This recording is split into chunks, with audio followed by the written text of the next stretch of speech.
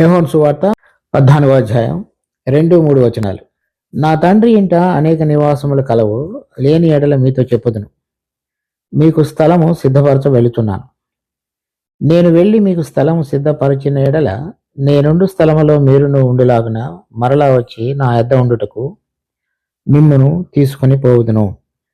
ఇక్కడ జరుగుతున్నటువంటిది మనం సందర్భం చూసినప్పుడు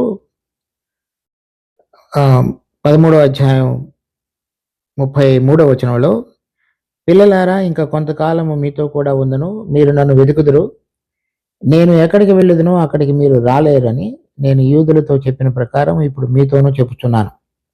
36వ వచనంలో, సీమోను పేతురు, ప్రభువా నువ్వు ఎక్కడికి వెళ్ళుచున్నావని ఆయనను అడగగా, యేసు నేను వెళ్ళుచున్న చోటికి నువ్వు ఇప్పుడు నా వెంట రాలేవు, కానీ తర్వాత వచ్చేదమని చెప్పాను. అది ప్రభు ఎక్కడికి వెళ్ళబోతున్నాడు అనే విషయాన్ని వాళ్ళకి పూర్తిగా చెప్పలేదు, కానీ ఇంతకు మునుపు ఆ వెళ్ళబోయేటువంటి స్థలానికి మీరు రాలేరు అనే విషయాన్ని మాత్రం చెప్తున్నాడు. తర్వాత అలా శిష్యులు రాలేకుండా ప్రభు వెళ్ళిపోయి వారు ఒంటరిగా ఉండే సమయంలో వారికి కలిగేటువంటి శ్రమలు, ఇబ్బందికరమైన పరిస్థితిలో జరిగేటువంటి దానికి మీరు కలవరపడవద్దు అని కూడా ప్రభు 14వ అధ్యాయం 1వ వచనంలో చెప్పాడు. అలా చెప్పిన తరువాత ఎక్కడికైతే ప్రభు వెళ్ళబోతున్నాడో, ఎందుకు వెళ్ళబోతున్నాడు అనే విషయాలు ఇక్కడ 2వ వచనంలో 3వ వచనంలో ప్రభు వారికి చెప్తున్నాడు. 2వ వచనంలో, నా తండ్రి అంటే అనేక నివాసములు ఉన్నాయి, నేను వెళ్ళి అక్కడ ఆ స్థలాన్ని సిద్ధపరచాలి, అంటే ఆ స్థలం ఇప్పుడు సిద్ధంగా లేదు అని అర్థం. అలా సిద్ధపరిచిన తరువాత మీరు నేనుండే స్థలంలో మీరు ఉండున్నట్టుకు పనికి రాగలిగిన విధంగా చేయబడినప్పుడు నేను వచ్చి మిమ్మల్ని తీసుకుని వెళతాను అని చెప్తున్నాడు. ఇది మొట్టమొదటిగా జరిగే విషయం ఏంటంటే, ఎందుకు మీరు నేను ఉన్న స్థలంలోనికి ఇప్పుడు మీరు నా వెంట ఇప్పుడు రాలేరు అని చెప్తున్నాడంటే, మొదటిది ప్రభు చనిపోయిన తరువాత తిరిగి మహిమపరచబడి లేవనెత్తబడి తర్వాత మహిమా శరీరాన్ని ధరించుకొని ఆ పరలోకంలో ప్రవేశించాలి. తండ్రి ఇంటిలో ఉండాలి అంటే రక్త మాంసములు పరలోక రాజ్యమును స్వతంత్రించుకొననేరు. కనుక ఇప్పుడున్నటువంటి శరీరం, ఇప్పుడున్నటువంటి ఈ ప్రాణం అక్కడ ఉన్నటువంటి తండ్రి యొక్క లోకానికి, ఇంటికి పనికిరావు అని అర్థం.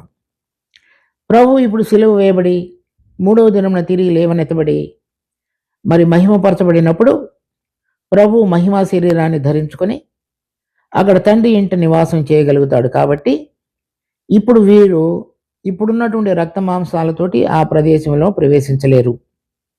కనుక వారు కూడా మరణాన్ని రుచి చూచి దేవుని యొక్క శక్తి చేత లేపబడినప్పుడు మహిమా శరీరాన్ని ధరించుకొని అక్షయతను కలిగినప్పుడు మాత్రమే ఆ నివాస స్థలంలో వారు ప్రవేశించగలుగుతారు. అందుచేత మీరు ఇప్పుడు నేనున్న స్థలంలోనికి రాలేరు, కానీ తర్వాత మీరు రాగలుగుతారు. 36వ వచనంలో ఉంది చూడండి, 13వ అధ్యాయం. తరువాత వచ్చేదమని అతనితో చెప్పాను. అంటే ఎవరైతే ఈ మరణాన్ని రుచి చూచి తర్వాత మరణాన్ని ఓడించి తిరిగి లేవనెత్తబడగలుగుతారో వారందరూ కూడా మరి తండ్రి ఉన్నటువంటి స్థలంలో లేక తండ్రి సిద్ధపరిచినటువంటి నివాస స్థలములలో ఉండగలుగుతారు. దానికి వీరు ఇప్పుడు రాలేరు అని చెప్తున్నాడు. కనుక ఆ నివాస స్థలం అనేటువంటిది మహిమ, అక్షయత, ఆత్మ సంబంధమైనటువంటి శరీరాలు కలిగినటువంటి వారు నివసించేటువంటి స్థలం. ఇప్పుడు ప్రభు ఆ విధంగా అక్షయతను ధరించుకొని మహిమా శరీరం కలిగిన వాడై ఆత్మ సంబంధమైన మహిమా శరీరాన్ని ధరించుకొని మరి మరణాన్ని ఓడించిన వాడుగా ఆ స్థలములలో ప్రవేశించేటువంటి వాడుగా ఉండబోతున్నాడు. ఆ విషయాన్ని వారు సంపూర్ణంగా గ్రహించగలిగినటువంటి స్థితిలో లేరు. పరిశుద్ధాత్మ దేవుడు వచ్చి వారి మీద వాలినప్పుడు ఆ విషయాలన్నీ కూడా వారికి పరిశుద్ధాత్మ దేవుడు తెలియజెప్పినప్పుడు వారికి అవన్నీ కూడా అర్థమయ్యి చక్కగా వాటి విషయంలో అవగాహనలోనికి రాగలిగి తర్వాత మనందరికీ కూడా వారు బోధించారు. ఇప్పుడు ప్రభు వారితో మాట్లాడుతున్న విషయాల్లో ఆ స్థలము ఇప్పుడు వారు ప్రభు వెళ్ళబోయేటువంటి స్థలం వీరు రాలేరు. ఎందుచేతనంటే ఈ మరణాన్ని రుచి చూచి తిరిగి లేవనెత్తబడి మహిమ శరీరాన్ని, అక్షయతను, నిత్య జీవాన్ని స్వతంత్రించుకొని అటువంటి దేహంలో మాత్రమే ఆ ప్రదేశంలో, ఆ స్థలంలో వారు ప్రవేశించగలుగుతారు పరలోకంలో. అది తర్వాత జరిగేటువంటి విషయం. అందుచేత ఇప్పుడు మీరు నాతోటి కూడా రాలేరు అని చెప్తున్నాడు. తర్వాత రెండో విషయం ఏంటంటే, ఆ స్థలం సిద్ధపరచబడాలని చెప్తున్నాడు. మీకు స్థలము సిద్ధపరచ వెళుతున్నాను, నేను వెళ్ళి మీకు సిద్ధపరిచిన ఎడల నేనుండు స్థలంలో మీరును ఉండులాగున. కనుక ఇప్పుడు ప్రభు వెళ్ళినప్పుడు ఆ స్థలం సిద్ధంగా లేదు అనేది మనకు అర్థమవుతుంది. ప్రభు వెళ్ళి పరలోకంలో ఆ స్థలాన్ని సిద్ధపరిచేటువంటి ఒక కార్యాన్ని చేయవలసి ఉన్నది అనేది మనకు అర్థమవుతుంది. ఆ స్థలం సిద్ధపరిచిన తర్వాత దానిలో ఉండటానికి మనలను తీసుకుని వెళ్ళబోతున్నాడు. అది మనకి అర్థం కావాలి. మొట్టమొదటి నుంచి కూడా మనం గనక కొన్ని విషయాలు చూస్తే చూడండి, సామెతలు 8వ అధ్యాయం 31వ వచనం. ఆయన కలుగజేసిన పరలోకమును బట్టి సంతోషించుచు నరులను చూచి ఆనందించుచుంటనే. మొట్టమొదట్లో ఏమీ కూడా సృష్టించబడక మునుపు ఈ 8వ అధ్యాయంలో కనుక చూస్తే భూమి, ఆకాశము, పర్వతములు, కొండలు, భూమి, మైదానము ఇవన్నీ లేకుండా ఉన్నటువంటి సమయంలో, లేక అవన్నీ సృష్టించుతున్నటువంటి సమయంలో మరి ప్రభు అయిన యేసుక్రీస్తు మాట్లాడినటువంటి మాటలు. అప్పుడు ఆయన కలుగు చేసిన పరలోకమును బట్టి, అంటే ఈ సృష్టి అంతటిలో కూడా ఒక లోకం ఉన్నది, అది పరలోకం అని రాయబడింది తెలుగులో. దానిని మనుషుల యొక్క నివాసం కొరకు ముందుగానే దేవుడు సిద్ధపరిచి ఉంచాడు. అది గ్రీకు భాషలో ఒకే మినే అన్నారు. అంటే అది ఒక ప్రత్యేకమైనటువంటి స్థలం. ఆ స్థలంలో దేవుడు మనుషులను ఉంచడానికి నియమించి ఉంచి ఉన్నాడని అర్థం. అది మొట్టమొదట్లోనే నియమించబడి ఉంది. తర్వాత మోషే ఆ విషయాన్ని అర్థం చేసుకున్నవాడే కీర్తనలు 90వ అధ్యాయంలో ఈ విధంగా మాట్లాడతాడు. కీర్తనలు 90వ అధ్యాయం 1వ వచనం. ప్రభువా, తరతరముల నుండి మాకు నివాస స్థలము నీవే. ఈ నివాస స్థలం అన్నా కూడా ఆ ఒకే మినే, లేక మనుషుల కొరకు దేవుడు పరలోకములో నియమించి ఉంచినటువంటి స్థలం కూడా అదే. తర్వాత కీర్తనలు 23వ అధ్యాయం 6వ వచనం. చిరకాలము యెహోవా మందిరములో నేను నివాసం చేసేదను. ఆ స్థలం కూడా పరలోకములో దేవుడు మన కొరకు సిద్ధపరిచి ఉంచినటువంటి స్థలం. అయితే ఆ స్థలం ఇప్పుడు సిద్ధంగా లేదు అనే విషయాన్ని మనకు అర్థం చేసుకోవాలి. దేవుడు మరి సామెతల గ్రంథం మనం 8వ అధ్యాయంలో చూసినట్లుగా దేవుడు నరుల కొరకు పరలోకాన్ని నియమించి ఉంచాడు. కానీ ప్రభు ఇక్కడ ఏం చెప్తున్నాడంటే ఆ స్థలం సిద్ధంగా లేదు అని చెప్తున్నాడు. ఎందుకు సిద్ధంగా లేదు అనే విషయాన్ని కూడా ఇక్కడ చూడండి.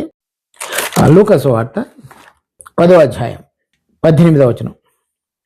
ఆయన సాతాను మెరుపు వలె ఆకాశం నుండి పట్టుట చూచితిని.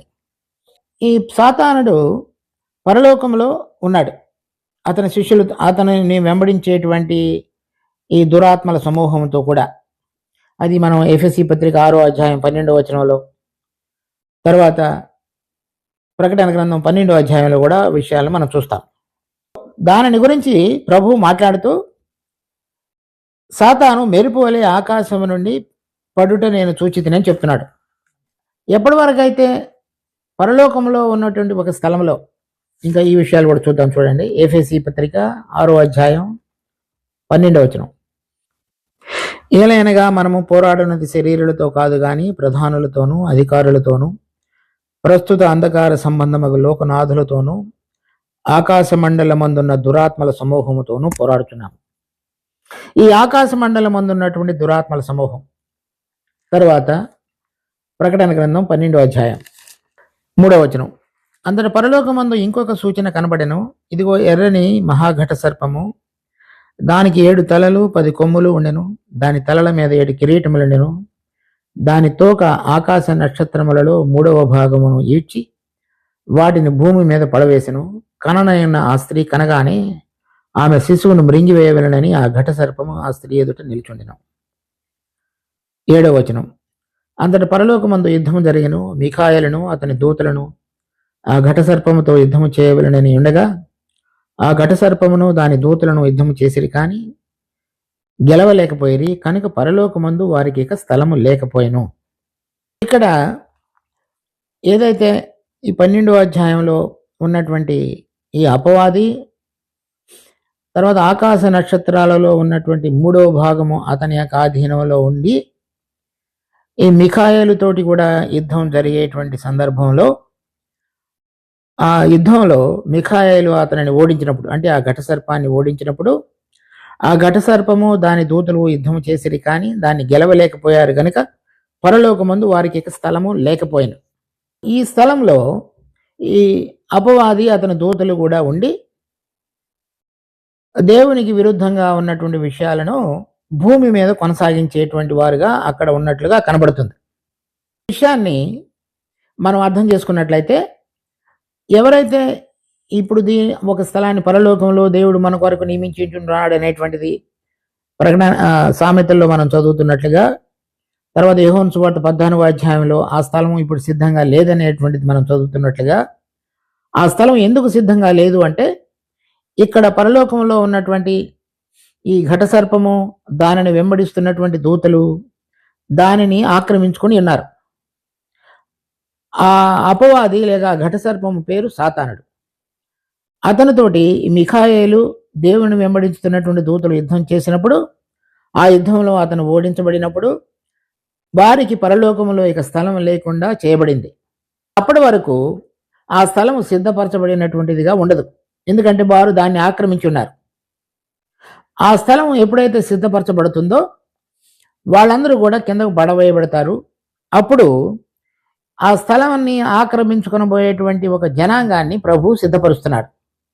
అందుచేత ఈ యోహాను సువార్త 14వ అధ్యాయంలో మనం చదివినట్లుగా, మరి 13వ అధ్యాయంలో మనం చదివినట్లుగా 36వ వచనంలో తర్వాత వచ్చేదవు, తర్వాత 14వ అధ్యాయంలో నేను వెళ్ళి మీకు స్థలం సిద్ధపరిచిన ఎడల నేనుండు స్థలంలో మీరును ఉండులాగున మరలా నేను వచ్చి మిమ్మల్ని తీసుకుని పోదును. ఆ స్థలము సిద్ధపరచబడబోయేటంత వరకు కూడా దేవుడు ఆదిలో మనిషిని సృష్టించి మనిషిని కొరకు పరలోకంలో సిద్ధపరిచి ఉంచిన స్థలం, ఆ స్థలంలో ఇప్పుడున్నటువంటి అపవాది అతని యొక్క దూతలు వాళ్ళందరూ కూడా పడద్రోయబడి ఆ స్థలం ఖాళీ అయినప్పుడు జయించినటువంటి విశ్వాసులు ఎవరెవరైతే ప్రభు కొరకు హతసాక్షులుగా చేయబడ్డారో, ఎవరెవరైతే ప్రభు యొక్క రాకడలో సిద్ధంగా ఉండి వాళ్ళందరూ కూడా లేవనెత్తబడి ప్రభు యొక్క సింహాసనం వద్దకు సరాసరి వెళ్ళటానికి సిద్ధపరచబడినటువంటి ఆత్మ కలిగిన వారుగా ఉన్నారో, వారందరూ కూడా ఈ పరలోకంలో ఉన్నటువంటి అపవాది అతని దూతలు కూడా అందరూ కూడా ఓడించబడి బయటికి పడద్రోయబడినప్పుడు ఆ స్థలం సిద్ధపరచబడుతుంది. అప్పటి వరకు ఇప్పుడు నేను వెళ్ళే స్థలంలోనికి మీరు రాలేరు, తర్వాత వచ్చేదరు. ఆ తర్వాత రావడానికి ముందు కూడా నేను వచ్చి మిమ్మల్ని తీసుకువెళ్తాను.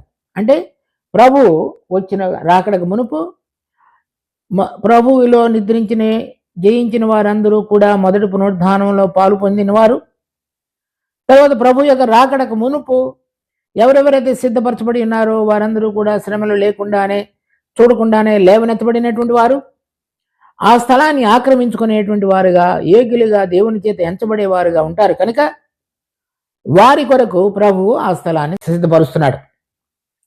ఆ స్థలం సిద్ధపరచడం అనేటువంటిది చివరిలో జరిగేటువంటి అంశం కనుక ఆ స్థలం సిద్ధపరచబడటానికి ముందుకు ఇంకా కొన్ని విషయాలు జరగాలి. అదేంటంటే, ప్రభు ఈ విధంగా మరణాన్ని రుచి చూచి మరణం అనేటువంటి బలం గల వాణిని చూడండి, హెబ్రీ పత్రిక 2వ అధ్యాయం 14-15 వచనాలు. కాబట్టి ఆ పిల్లలు రక్త మాంసములు గలవారైనందున ఆ ప్రకారమే మరణం యొక్క బలం గలవానిని. ఈ మరణం యొక్క బలం గలవాడు అన్నా కానీ, సాతానుడు అన్నా కానీ, అపవాది అన్నా కానీ ఒకటే. దాని తర్వాత 2వ తిమోతి 1వ అధ్యాయం 10వ వచనంలో, క్రీస్తు యేసును మన రక్షకుని ప్రత్యక్షత వలన బయలుపరచబడినదియునైన తన కృపను బట్టి మనలను రక్షించి పరిశుద్ధమైన పిలుపుతో ఆయన మనలను పిలిచెను. ఆ క్రీస్తు యేసు మరణమును నిరర్ధకం చేసి, అంటే ఈ మరణం అనే బలం గల వారిని నిరర్ధకం చేసి అంటే ఇంక ఎందుకు పనికిరాని వాడినిగా చేసి అని అర్థం. జీవమును అక్షయతను సువార్త వలన వెలుగులోనికి తెచ్చను. అంటే జీవాన్ని అంటే మనం దేవుని యొక్క జీవాన్ని కలిగి నడుచుకోగలిగేటట్లుగాను, మనం కూడా అక్షయతను ధరించుకొని ప్రభువుతో కూడా ఉండగలిగినటువంటి స్థితిలోనికి రాగలిగే విధంగాను అని అర్థం. తర్వాత కొలసీలకు రాసిన పత్రిక 2వ అధ్యాయం 15వ వచనం, దేవుడు వ్రాత రూపకమైన ఆజ్ఞల వలన మన మీద రుణముగాను మనకు విరోధముగాను ఉండిన పత్రమును మేకులతో సిలువకు కొట్టి దాని మీద చేవరాతను తుడిచివేసి మనకు అడ్డము లేకుండా దానిని ఎత్తివేసి మన అపరాధములన్నిటినీ క్షమించి ఆయనతో కూడా మిమ్మల్ని జీవింపచేసెను. అంటే దేవుడు తన కుమారుడైన యేసుక్రీస్తు యొక్క మరణము ద్వారా ఈ పాప శిక్షను ఆయన మీద వేసి మరణం ద్వారా వచ్చినటువంటి పాపం మీద జయం పొందగలిగే విధంగా ఆయన మనల్ని జీవింపచేశాడు. ఆయన ప్రధానులతోనూ అధికారులను నిరాయుధులుగా చేసి, అంటే ఏదైతే ఇప్పుడు స్థలం సిద్ధపరచాలో ఆ స్థలాన్ని సిద్ధపరచడానికి ఆ స్థలములో ఉన్నటువంటి ప్రధానులు అధికారులను నిరాయుధులుగా చేసి, అంటే వాళ్ళ యొక్క ఆయుధాలన్నీ కూడా తీసివేసి శిలువ చేత జయోత్సవముతో వారిని పట్టి తెచ్చి, అంటే అక్కడ ఉన్నటువంటి అధికారం కలిగి ప్రభుత్వం కలిగి మరణం అనే బలం కలిగి ఎవరు కూడా పునరుద్ధానములో పాలు పొంది దేవుని యొక్క జీవం ద్వారా అక్షయతను ధరించుకోకుండా అడ్డం పడుతున్నటువంటి వాళ్ళందరినీ కూడా ఓడించి వారిని బాహాటముగా వేడుకు కనపరిచాడు. అంటే వారిని అందరినీ ఆ విధంగా ఓడించాడు. ఆ విధంగా ప్రభు చనిపోయి తిరిగి లేచినప్పుడు ఓడించబడినటువంటి వాళ్ళందరినీ కూడా ఓడించబడ్డారు.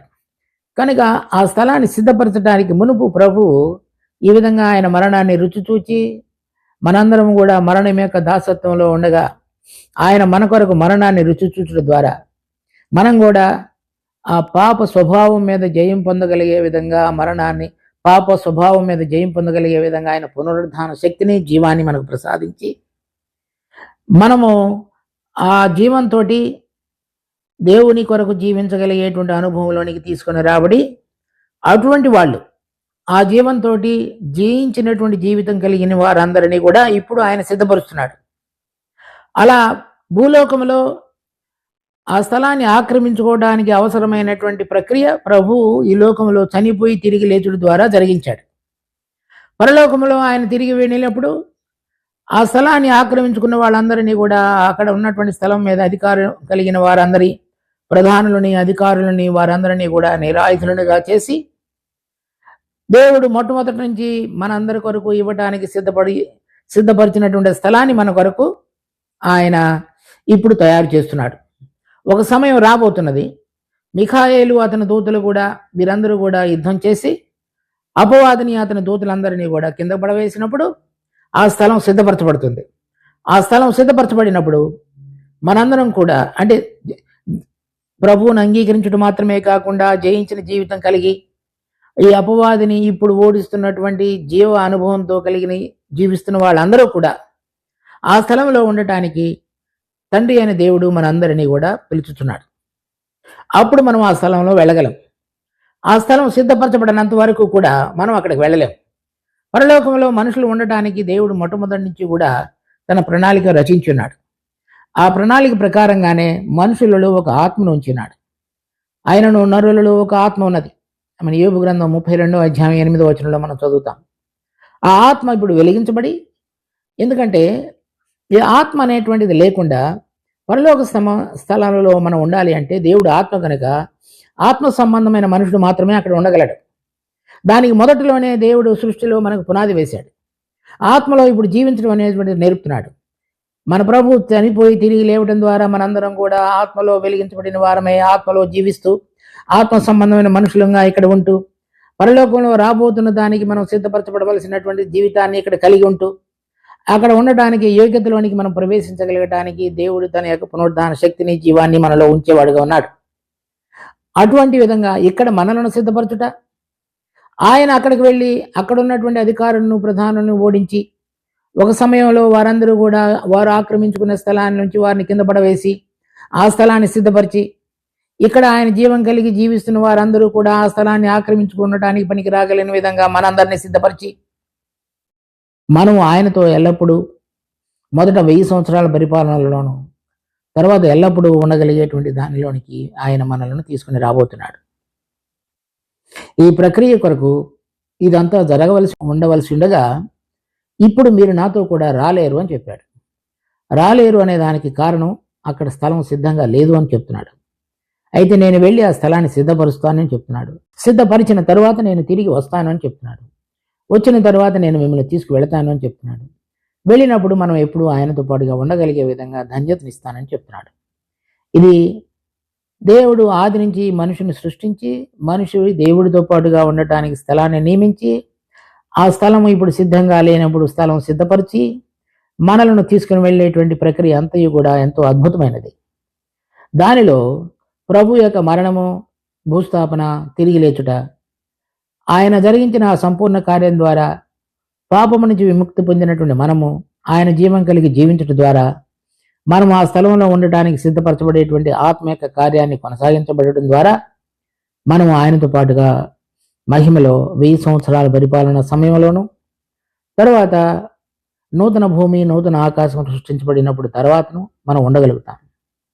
ఈ విషయాన్ని మనం అర్థం చేసుకుని ఆ విధంగా జీవించగలుగుటకు, తర్వాత దేవుడు చేసినటువంటి ఎంతో గొప్ప కార్యం విషయంలో మన హృదయాలు ఆరాధనా స్థితితో నింపబడి ఉండుటకు దేవుడు మనకు సహాయం చేయనుగాక. ప్రార్థించుకుందాం. మా జీవం కలిగిన తండ్రి, మీకెంతో వందనాలు.